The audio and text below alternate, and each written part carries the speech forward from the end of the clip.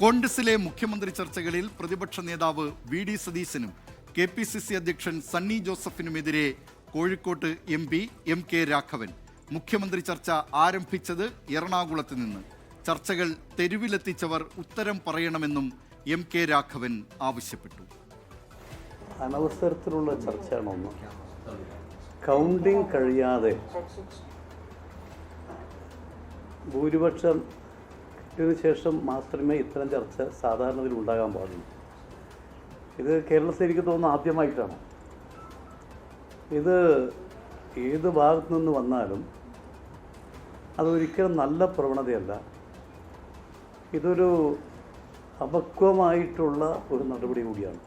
ഈ ഒരു വാക്പോര് ആരംഭിച്ചത് അത് ഒരിക്കലും UDF-ന് ഗുണകരമല്ല, കോൺഗ്രസ് പാർട്ടിക്ക് ഗുണകരമല്ല. അത് ഉത്തരവാദിത്തപ്പെട്ടവർ ആലോചിക്കേണ്ട വിഷയമാണ്.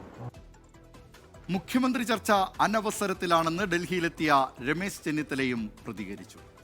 തെരഞ്ഞെടുപ്പിൽ ജനങ്ങൾ വോട്ട് ചെയ്തു. വൻ ഭൂരിപക്ഷത്തോടെ UDF ജയിക്കും. ജയിച്ചു കഴിഞ്ഞാൽ ജയിച്ചു കഴിയുമ്പോഴാണല്ലോ മറ്റു കാര്യങ്ങൾ ചർച്ച ചെയ്യുന്നത്. ഇപ്പോൾ ഒരു ചർച്ചയില്ല. എൻ്റെ ഡൽഹി സന്ദർശനം കേരളത്തിലെ രാഷ്ട്രീയവുമായി ബന്ധപ്പെട്ടതല്ല.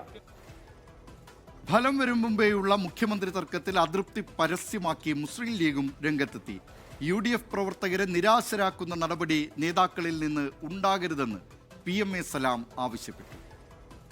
UDF-ന് ഭരണം കിട്ടുമെന്ന് ഉറപ്പുള്ളത് കൊണ്ട് UDF-ലെ ഘടകകക്ഷികൾക്ക് അത് സംബന്ധിച്ച് ചർച്ച ചെയ്യാനുള്ള സ്വാതന്ത്ര്യമുണ്ട്.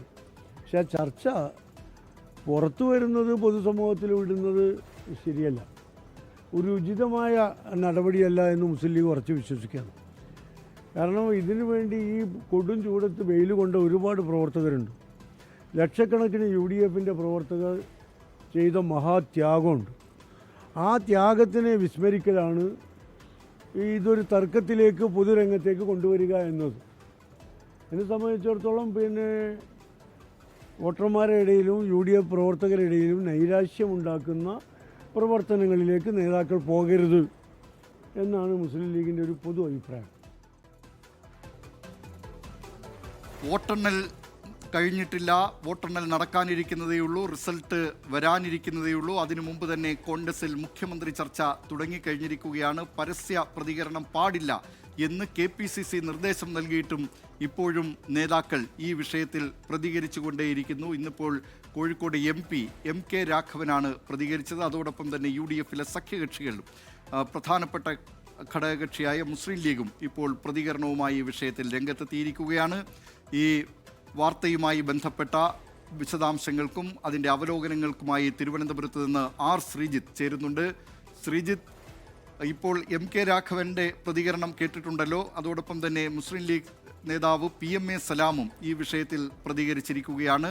മുഖ്യമന്ത്രിയെ ആരാകും എന്നതിനെ ചൊല്ലി റിസൾട്ട് വരും മുമ്പ് തന്നെ കോൺഗ്രസിൽ തർക്കം തുടങ്ങിയിരിക്കുന്നു. അത് ഒരു പുതിയ തലങ്ങളിലേക്ക് പോകുന്നു എന്ന നിലയിലാണ് ഇന്നിപ്പോൾ എം.കെ. രാഘവൻ്റെയൊക്കെ പ്രതികരണം വന്നിരിക്കുന്നത്. ശ്രീജിത്ത്. ദിലീപ്, മെയ് 4-നാണ് വോട്ടെണ്ണൽ. ഫലപ്രഖ്യാപനം വന്ന UDF-ന് ഭൂരിപക്ഷം കിട്ടുമെന്ന് ഉറപ്പാകുന്നതിന് മുമ്പ് തന്നെ മുഖ്യമന്ത്രി ആരാകുമെന്ന ചർച്ച കോൺഗ്രസിൻ്റെ വിവിധ കോണുകളിൽ നിന്ന് ഉയർന്നു വന്നതാണ് ഇപ്പോഴത്തെ പ്രശ്നങ്ങൾക്ക് കാരണം. അതായത് മുഖ്യമന്ത്രി സ്ഥാനത്തേക്ക് ചൊല്ലി സാധ്യത കൽപ്പിക്കപ്പെടുന്ന നേതാക്കൾക്ക് അനുകൂലമായും പ്രതികൂലവുമായിട്ടുള്ള വലിയ തോതിലുള്ള ചർച്ചയാണ് സമൂഹ മാധ്യമങ്ങളിലും മറ്റുമായി പുറത്തു വന്നത്. ഇതിന് തുടക്കം കുറിച്ചത് കോൺഗ്രസ് നേതാക്കന്മാർ തന്നെയാണ് എന്നതാണ് ഏറ്റവും ശ്രദ്ധേയമായ കാര്യം. അപ്പോൾ ഇത്തരമൊരു ചർച്ച ഈ ഘട്ടത്തിൽ നടക്കുന്നത് തീർത്തും അനഭിലഷണീയമായ ഒരു കാര്യമാണ്. മാത്രമല്ല അത് അനവസരത്തിലുള്ള ചർച്ചയാണ്. അതുകൊണ്ട് തന്നെ ഇത്തരം ചർച്ചകൾ UDF-നും കോൺഗ്രസിനും ഒരു തരത്തിലും ഗുണം ചെയ്യില്ല എന്ന അഭിപ്രായം ഉള്ളവരാണ് UDF-നും കോൺഗ്രസിനും ഏറെയുള്ളത്. അത്തരമൊരു അഭിപ്രായം, തങ്ങളുടെ നിലപാട്, തങ്ങളുടെ വിയോജിപ്പ്, തങ്ങളുടെ അതൃപ്തി അത് വ്യക്തമാക്കുകയാണ് ലീഗിൻ്റെ ജനറൽ സെക്രട്ടറി PMA സലാം ചെയ്തിരിക്കുന്നത്.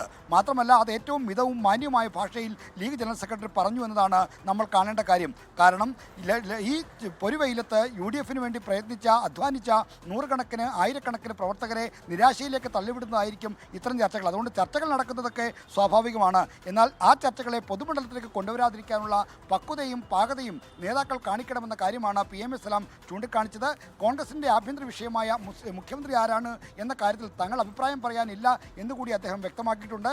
ലീഗ് അടക്കമുള്ള കക്ഷികൾക്ക് ലീഗിനോട് ഒരുപക്ഷെ അഭിപ്രായം ചോദിച്ചേക്കാമെങ്കിലും അത്തരം കാര്യങ്ങളിലൊക്കെ തന്നെ കോൺഗ്രസിൻ്റെ ആഭ്യന്തര കാര്യങ്ങളിൽ ഇടപെടുന്ന ഒരു സമീപനം ലീഗ് സ്വീകരിക്കുന്നില്ല എന്ന സന്ദേശം കൂടിയാണ് ലീഗ് ജനറൽ സെക്രട്ടറി നൽകിയിരിക്കുന്നത്. ഇതോടൊപ്പം തന്നെ MK രാഘവൻ നടത്തിയ പ്രതികരണവും ശ്രദ്ധേയമാണ്. അതായത് ഈ കോൺഗ്രസിലെ മുഖ്യമന്ത്രി ആരാണെന്ന ചർച്ചകൾ തുടക്കമിട്ടത് എറണാകുളത്ത് നിന്നാണ്. അത് മുഹമ്മദ് ഷിയാസ് അവിടുത്തെ DC പ്രസിഡന്റിന്റെ ഭാഗത്തു നിന്ന പ്രതികരണമാണ് വോട്ടെടുപ്പ് കഴിഞ്ഞ് തൊട്ട് തലേന്ന് മുതലുള്ള ചർച്ചകൾക്ക് കാരണമെന്ന കാര്യം അദ്ദേഹം ചൂണ്ടിക്കാണിക്കുന്നു. ഒപ്പം തന്നെ MP-മാർക്ക് മത്സരിക്കാൻ അവസരം നിഷേധിച്ചതിൻ്റെ പേരിൽ KPCC അധ്യക്ഷൻ സണ്ണി ജോസഫിനെയും പ്രതിപക്ഷ നേതാവ് VD സതീശനെയും അദ്ദേഹം പരോക്ഷമായി വിമർശിക്കുകയും ചെയ്തു. കാരണം MP-മാർ മത്സരിക്കണമെന്ന് ആവശ്യപ്പെട്ടത് അവർ തന്നെയാണ്. പിന്നീട് ഡൽഹിയിലെത്തിയപ്പോൾ നിലപാട് മാറ്റിയെന്ന പ്രതികരണമാണ് സണ്ണി ജോസഫിൻ്റെ ഭാഗത്തു നിന്നുണ്ടായിരിക്കുന്നത്. അപ്പോൾ കോൺഗ്രസിനകത്ത് പലതരത്തിലുള്ള അഭിപ്രായ ഭിന്നതകളും അതിർത്തികളും പുകയുന്നുണ്ട്. അതിനിടയിലാണ് മുഖ്യമന്ത്രി ചർച്ച സജീവമായി വന്നത്. എന്തായാലും ഈ ചർച്ചകളിൽ ലീഗ് അടക്കമുള്ളവർക്കുള്ള അതിർത്തിയാണ് ഇപ്പോൾ PM സലാമിൻ്റെ പ്രതികരണത്തിലൂടെ പുറത്തു വന്നിരിക്കുന്നത്. ദിലീപ്. ശ്രീജിത്ത്, ഇതിൽ മറ്റൊരു പ്രധാനപ്പെട്ട കാര്യം MK രാഘവൻ പറഞ്ഞിട്ടുള്ള കാര്യങ്ങളിൽ അതിൽ ഏറ്റവും പ്രധാനപ്പെട്ട ഒന്ന് ഈ അദ്ദേഹം ഹൈക്കമാൻഡ്, അതായത് ഹൈക്കമാൻഡുമായി ഇപ്പോൾ അടുത്ത ബന്ധമുള്ള നേതാവ് AICC ജനറൽ സെക്രട്ടറി KC വേണുഗോപാലാണ് എന്നതിൽ തർക്കമില്ല.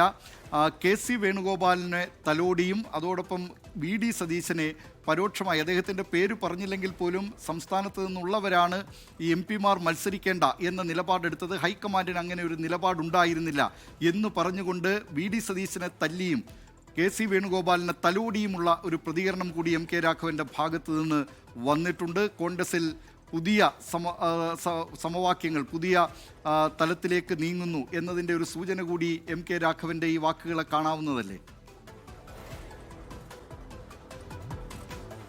തീർച്ചയായും കേരളത്തിലെ കോൺഗ്രസിൻ്റെ ഹൈക്കമാൻഡ് AICCയുടെ സംഘടനാ ചുമതലയുള്ള ജനറൽ സെക്രട്ടറി KC വേണുഗോപാൽ തന്നെയാണ്. അദ്ദേഹത്തിനാണ് MLA-മാരിൽ നിലവിലും ഇനി വരാനിരിക്കുന്ന ജയിച്ചു വരുന്നവരിലും ഭൂരിപക്ഷം ഉണ്ടാകുക എന്ന കാര്യം കൂടി ഏതാണ്ട് ഉറപ്പിക്കാവുന്ന സാഹചര്യമാണുള്ളത്. കാരണം നിലവിലുള്ള MLA-മാരുടെ ഭൂരിപക്ഷ അഭിപ്രായത്തിൻ്റെ അടിസ്ഥാനത്തിലായിരിക്കും നിയമസഭാ കക്ഷി നേതാവിനെ തിരഞ്ഞെടുക്കുക. എന്നാൽ അത് മാത്രമായിരിക്കില്ല മാനദണ്ഡം, മറിച്ച് ഹൈക്കമാൻഡിൻ്റെ അഭിപ്രായം കൂടി ഉണ്ടാകും. അതാണ് ഒരു ഘടകം. അതാണ് KC വേണുഗോപാലിന് ഇത്രയധികം പിന്തുണ ലഭിക്കാനുള്ള പ്രധാനപ്പെട്ട കാരണമായി നമുക്ക് ചൂണ്ടിക്കാണിക്കാൻ കഴിയുന്നത്.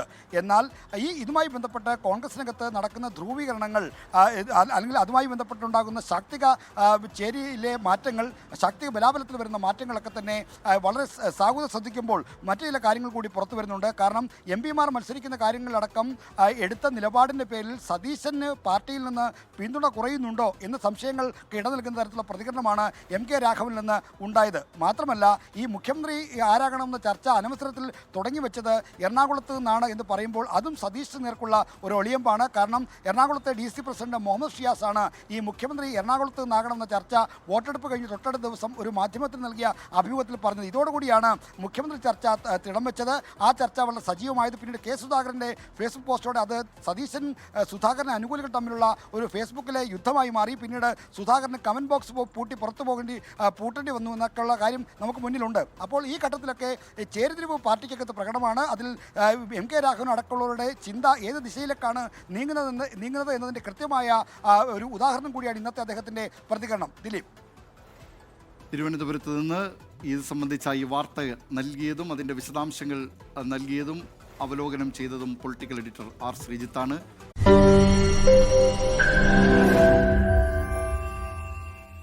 ലോകത്തെവിടെയായാലും ഏത് സമയത്തും 24 വാർത്തകളും ഓഗ്മെന്റഡ് റിയാലിറ്റി പാക്കേജുകളും എക്സ്പ്ലെയിനറുകളും വിശദമായി കാണാൻ ഞങ്ങളുടെ YouTube ചാനൽ നിങ്ങൾക്ക് സബ്സ്ക്രൈബ് ചെയ്യാം.